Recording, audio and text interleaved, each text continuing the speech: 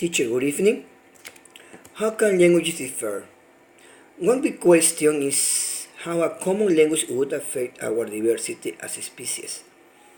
Language is not only how we express ourselves, but it also affects how we view the world. When learning a new language, the first step to make is to achieve linguistic understanding. This is just the beginning.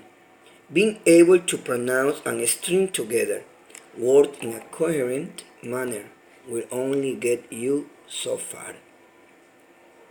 The next step is a cultural understanding. Languages filled with innumerable cultures are stuck with subject positions that we may not even be aware of. In order to be able to communicate effectively, it is imperative that we are able to separate our intended meaning from heritable meanings. Language also changes for several reasons. First reasons. It changes because the needs of its speaker change.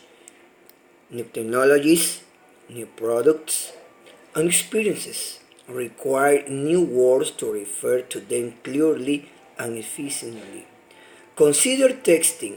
Originally it was called text messaging because it allowed one person to send another text rather than voice messages by phone.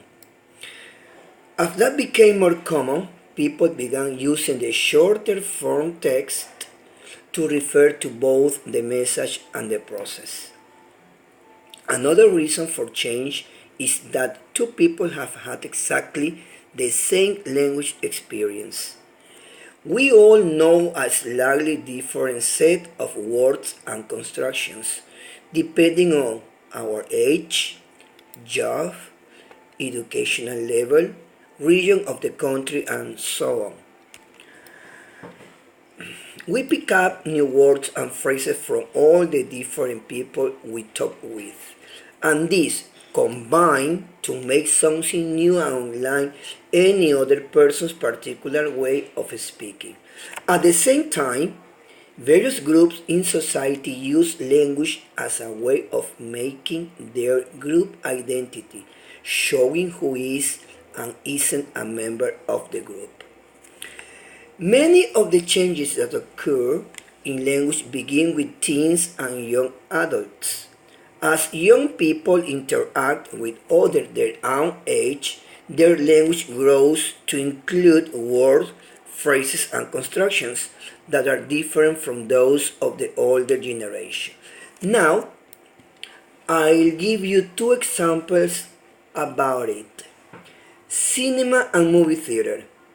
When most Americans go out to see a movie at a movie theater, they just say they are going to the movies or going to see a movie. And then they employ the word theater to describe the particular location they are going to. Next example, shops and stores. In the US, people normally say store, where it seems to British more commonly use shop. In conclusion, language is one of the keystones to the human experience. It's what lets us call ourselves aware and conscious. It is deeply rooted in our perception in the world and ourselves. It helps to mold our identity and tell us how we fit in the world.